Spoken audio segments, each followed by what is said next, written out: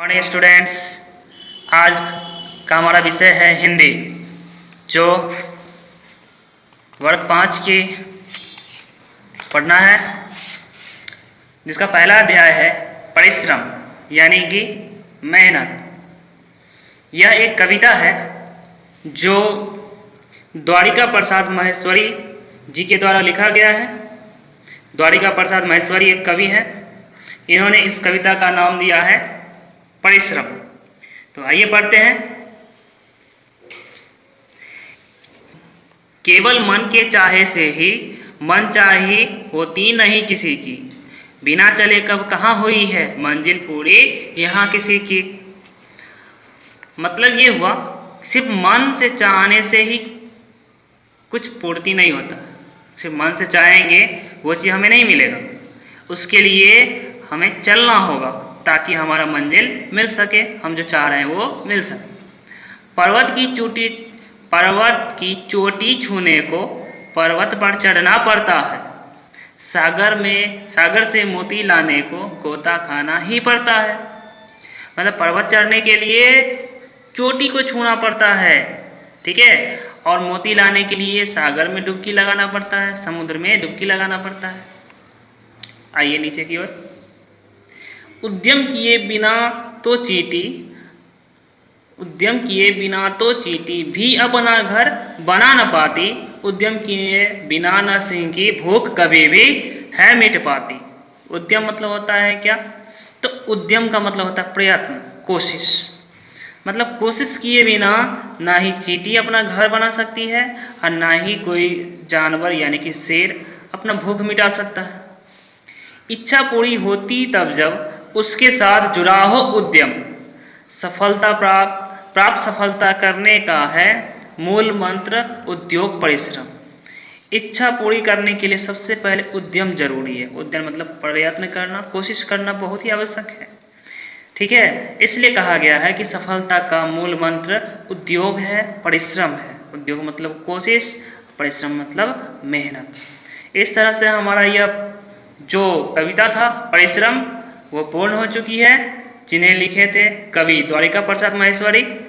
आपको इस कविता को अच्छे से कंठस्थ याद कर लेना है, ठीक, और 3 पेज में लिखना है। चलिए आइए अब आगे चलते हैं आगे की ओर। तो हमारे इस काम की ओर एक्सरसाइज वर्कबुक में देख रहे हैं कि प्रश्न दिया गया है जो कि वस्तुनिष्ठ है। तो पहला प्रश्न है, कविता के अनुसार बिना चले पूरी नहीं होती, क्या नहीं पूरी होती? मंजिल। पर्वत की चोटी छूने के लिए चढ़ना पड़ता है। किस पर चढ़ेंगे? तो पर्वत पर ही चढ़ेंगे, पर्वत की चोटी छूने के लिए।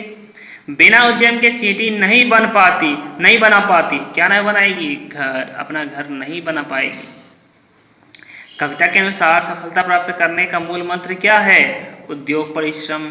तो ये मूल मंत्र है। चलिए हम दूसरे प्रश्न की ओर चलते हैं, जिसमें एक तरफ शब्द है, दूसरी ओर उसका अर्थ है।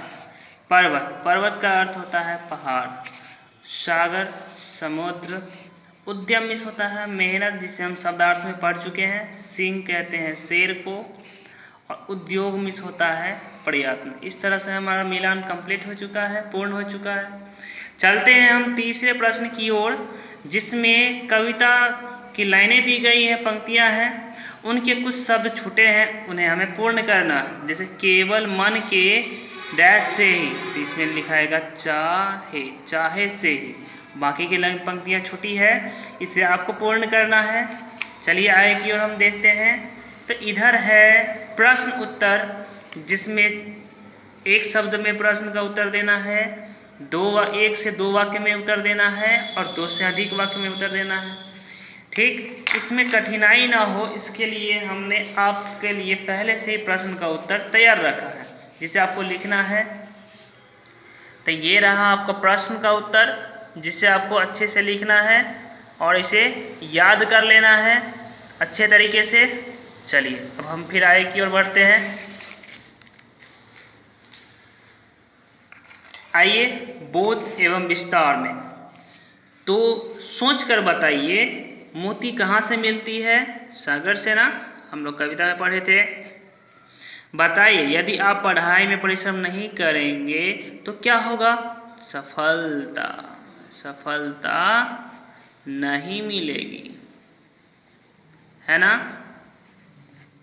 चलिए, कविता की इन पंक्तियों को ठीक करके लिखिए। केवल मन के ही चाहे से, ये देख यहाँ पर देख रहे हैं कुछ गलत दिख रहा है, हमें इसे सही करके लिखना है। तो हम क्या पढ़े थे? केवल मन के चाहे से ही, ठीक है। यानी कि ये से पहले चला गया और ही बाद में आ गया, यही ठीक करना है बाकी की पंक्तियों में जो आप करेंगे। चलिए अगले प्रश्न की ओर सोच कर बताइए, चींटी और सिंह की बात कहकर कवि क्या कहना चाहता है? ठीक, तो कवि परिश्रम करने को कहना चाहता है, ठीक है। ये हमारा हो गया है। अब भाषा ज्ञान में आते हैं। तो आज के हमारा भाषा ज्ञान में पर्यायवाची शब्द पढ़ना है। पर्यायवाची वो शब्द होता है जिसका समान अर्थ आए, ठीक, इन्हीं को हम समानार्थक शब्द भी कहते हैं। तो इनमें एक प्रश्न है, जो पर्यायवाची शब्द नहीं है उन पर गलत का निशान लगाए, जैसे मन, हृदय, अंतर, बेमन, ठीक है। तो यहाँ देख रहे हैं कि मन, हृदय, अंतर ये सब जो है सोचने से संबंधित है, और बेमन जो है, ठीक है। यहाँ देख रहे हैं कि मन, हृदय, अंतर, बेमन, इनमें हम देख रहे हैं क्या जी कि अंतर और बेमन ये दोनों एक समान है, तो ये दोनों जो है हमारा पर्यायवाची शब्द हो जाएगा। बाकी हृदय और मन ये पर्यायवाची शब्द नहीं है। चलिए आगे की ओर। इसी तरह मनचाही, इच्छा, अभिलाषा, मनाही, ठीक है। ये दोनों ये सब जो है इच्छाएं हैं, ठीक है। ये क्या है? आदेश है, इसलिए ये क्या हो गया? पर्यायवाची शब्द नहीं है। बाकी का दो छूटा हुआ है प्रश्न, इसे आप बनाइए। विलोम शब्द पर सही के जोड़ा पर टिक लगाना, जैसे चढ़ना का ठीक उल्टा होता है उतरना, तो एक हम बना दिए, बाकी 1 2 3 इसे आप बनाइएगा। जो सही होगा उसी पर टिक लगाना है, ठीक। बिना चले कब कहाँ हुई, इस पंक्ति में प्रश्नवाचक शब्द क्या है? तो कब, इसमें है कब और कहाँ। गोता खाने का क्या अर्थ है? डुबकी लगाना। चलिए आगे है हमारा कि किसी को मनचाही कब नहीं होती, जब वह मेहनत नहीं करता। मंजिल से क्या अभिप्राय है? मंजिल से अभिप्राय है लक्ष्य क्या। उसके बाद एक कविता के रचनाकार कौन है? तो कविता के रचनाकार आपको पहले ही बता दिए थे, द्वारिका